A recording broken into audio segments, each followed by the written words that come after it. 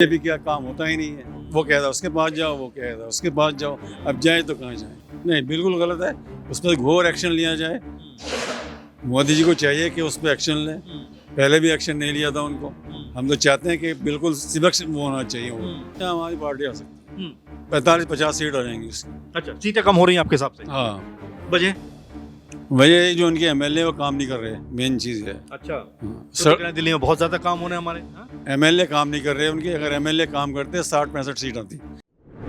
नमस्कार। दिल्ली में चुनाव का माहौल है और चुनाव की इस सरगर्मी में कहीं ना कहीं जो आपस की तपिश है पार्टियों की वो बढ़ती हुई नजर आ रही है, क्योंकि आप देख रहे हैं जिस तरह से अब बदजुबानी भी हो रही है, एक दूसरे के ऊपर हमले भी हो रहे हैं और साथ में जीतने की कवायद भी लगातार अब तेज होती हुई नजर आ रही है। क्योंकि अब तारीखों का भी ऐलान हो गया है। 5 फरवरी को चुनाव है, 8 तारीख को नतीजे हैं। इसी पे बात करने के लिए हमारे साथ एक शख्स मौजूद हैं। सर, नाम क्या है आपका? मेहताब।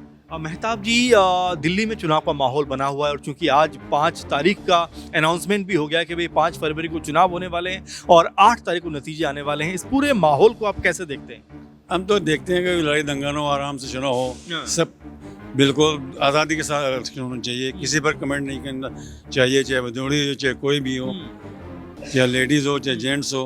भाई जीत हार तो अलग बात है। किसी को वोट खरीदने नहीं चाहिए, पैसे नहीं बांटने चाहिए, कोई ऐसी अनाउंसमेंट नहीं करना चाहिए। जॉब का होना चाहिए मेन, और मेडिकल फ्री होना चाहिए और शिक्षा फ्री होनी चाहिए। बाकी जो भी अनाज फ्री दे रहे, ये डीटीसी में फ्री दे रहे, ये नहीं होना चाहिए। अच्छा। औरतें बिल्कुल जो आती हैं घर से बैठी हुई होती हैं, वो घूमती रहती हैं, कोई काम होता नहीं उनको। सुबह निकलते हैं, शाम को आती हैं। इसलिए हम चाहते हैं फ्री की रेवड़ी बंद होनी चाहिए, चाहे सेंट्रल गवर्नमेंट हो चाहे स्टेट गवर्नमेंट हो। बिल्कुल। और अगर हम दोनों पार्टी की बात करें, बल्कि तीनों पार्टी की बात करें, चाहे आम आदमी पार्टी की बात करें, कांग्रेस की बात करें, बीजेपी की बात करें, तीनों चुनाव में जोर आजमाइश कर रही हैं। आप 10 साल से लगातार सत्ता के अंदर है। 10 साल के आप कार्यकाल को कैसे देखते हैं? क्योंकि इससे पहले कांग्रेस का भी कार्यकाल था, उससे पहले बीजेपी भी सत्ता में रही दिल्ली में। अगर तीनों के तुलनात्मक तरीके से देखा जाए तो किस तरफ आपका रुझान ज्यादा रहेगा? ये कांग्रेस ने पहले फ्लाईओवर बनवाए, ठीक है, सड़कें बनाई हैं। आम आदमी पार्टी ने सब स्कूल और मोहल्ला क्लिनिक बनाया, बाकी फ्री में रेवड़ी दी है। तो हम तो चाहते हैं कोई भी आए, चाहे बीजेपी आए चाहे वो आए, जो एमएलए काम करता है एमपी का भी काम करना चाहिए। हमारे यहाँ एमएलए कांग्रेस आम आदमी पार्टी का है, पार्षद कांग्रेस का है, और एमपी बीजेपी का काम होता ही नहीं है। वो कहता है उसके पास जाओ, वो कहता है उसके पास जाओ, अब जाए तो कहाँ जाए। अच्छा, रमेश बिधूड़ी एक बड़ा चेहरा बनकर उभरे हैं। कालकाजी से उनको टिकट भी दिया गया है। पहले प्रियंका गांधी को वो एक गलत शब्दों का इस्तेमाल करते हैं, फिर आतिशी को लेकर भी जिस तरह से वो बाप वाली टिप्पणी करते हुए नजर आते हैं। क्या राजनीतिक लिहाज से ये चीज़ें शोभा देती है एक सीनियर लीडर को इस तरह से बोलते हुए? नहीं, बिल्कुल गलत है। उस पर घोर एक्शन लिया जाए। मोदी जी को चाहिए कि उस पर एक्शन लें। पहले भी एक्शन नहीं लिया था उनको। हम तो चाहते हैं कि बिल्कुल सिविक वो होना चाहिए। वो किसी को, महिला को, बच्चों को क्यों घसीट तो हर आदमी का अपना हक है देने का। भदौड़ी जी के बोल बहुत हैं, और भी दूसरे लोगों का बोल पे कंट्रोल करना चाहिए। अच्छा, मुद्दों की बात करें तो किन मुद्दों के तहत लोगों को वोट देना चाहिए दिल्ली में? क्योंकि अभी भी बहुत सारी दिक्कतें हैं, परेशानी हैं। और जैसा मैंने आपसे कहा, 10 साल के कार्यकाल को अगर मैं आम आदमी पार्टी के लिहाज से देखूं तो कितने नंबर आप देना चाहेंगे? किसको? आम आदमी पार्टी 6 नंबर। 10 में 6 नंबर। हाँ, सिर्फ सड़कें तो ऐसी सड़कें नहीं बनाई उन्होंने, बस स्कूल ठीक किए और थोड़े अस्पताल किए, और तीसरा काम नहीं किया। अच्छा, एक काम उन्होंने और भी किया है। मैं कई लोगों से बात करता हूं मेहताब जी, कि उन्होंने हिंदू मुस्लिम नहीं होने दिया, या हिंदू मुस्लिम करने की इजाज़त उन्होंने पार्टी में किसी को भी नहीं दी। और अभी भी आप देखेंगे कि वो विकास की बात कर रहे हैं। क्योंकि बहुत सारे लोगों से मैं बात कर रहा हूँ, उनका सिर्फ यही कहना है कि भाई हिंदू मुस्लिम की वो बात नहीं करते, और यही उनका सबसे बड़ा प्लस पॉइंट है। हाँ, ये तो अच्छी बात है। हाँ। हिंदू मुस्लिम नहीं करना चाहिए। इस देश में हिंदू भी रह रहा, मुस्लिम भी रह रहा। करीब 100 साल से हम आपस में रहे, क्यों लड़े झगड़े? एक दूसरे को मजहब में करते हैं। अच्छा लगता है भाई, हिंदू मुस्लिम के घर जाए, मुस्लिम हिंदू के घर जाए। हम भी हिंदुओं के साथ काम करते हैं, हमें कोई प्रॉब्लम नहीं होती। लेकिन फिर भी आप देखें, उत्तर प्रदेश में देखें, तमाम जगहों पर देखें कि बीजेपी हर जगह पे जो है मस्जिद में मंदिर ढूंढती हुई नजर आती है। और इस बात को मोहन भागवत भी कहते हैं, जो आरएसएस अध्यक्ष हैं, कि भाई हमें अब हर मस्जिद के अंदर मस्जिद के अंदर मंदिर नहीं ढूंढना चाहिए। कैसे देखते हैं इसको आप? ये बिल्कुल गलत बात है। ये भागवती जी तो सही बोल रहे हैं, मोदी जी भी सही बोलते हैं। ऐसे जो उनके छोटे मोटे लोग हैं वो ज़्यादा प्रोपेगेंडा करते हैं। वैसे ऐसी कोई बात नहीं है। होम मिनिस्टर भी ऐसे ठीक बोलते हैं। अच्छा है, मतलब कोई और हो, इस पर कंट्रोल किया जाए। ना मंदिर तलाश किया जाए, ना मस्जिद तलाश किया जाए।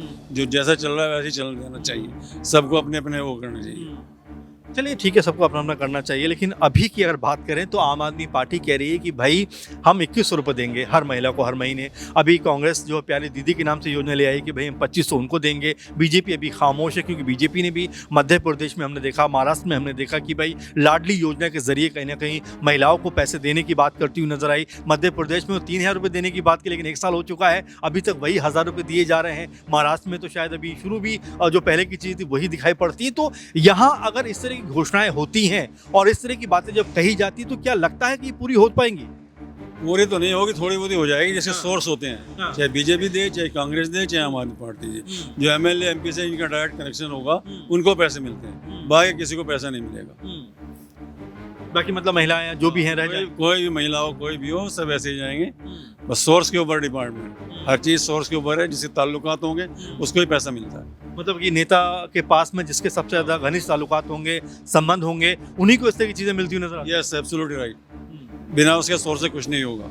अगर आम आदमी आ जाए, कोई भी जाए पब्लिक का, कि मुझे 2100 रुपये मेरा बैंक अकाउंट ये नहीं देंगे। अच्छा, अब जो अस्पताल हैं फ्री इलाज की बात की जाती है दिल्ली के अंदर, क्या लगता है मेहताब जी की जो बातें केजरीवाल की तरफ से या आम आदमी पार्टी की तरफ से की जाती हैं, क्या वाकई में ये योजनाएं कहीं दिखाई पड़ती हैं? क्योंकि हमने देखा है कि सबसे अधिक वो बात मोहल्ला क्लिनिक पे करते हैं, शिक्षा पे करते हैं, स्वास्थ्य पे करते हैं, इन सब चीज़ों पे बात करते हुए नजर आते हैं। तो कहीं आपको ज़मीन पे लगता है कि हाँ वास्तव में इन चीज़ों पर काम हो रहा है? हाँ, ये तो काम हो रहा है, शिक्षा पे, एजुकेशन पे और हेल्थ पे तो काम हो रहा है। शिक्षा लेकिन पे क्या काम हो रहा है? अगर शिक्षा के जो पहले स्कूल थे, स्कूल की बिल्डिंग अच्छी बन गई, उनमें अच्छा स्तर हो गया, बच्चे पढ़ने भी लगे, इंग्लिश भी बोलते हैं।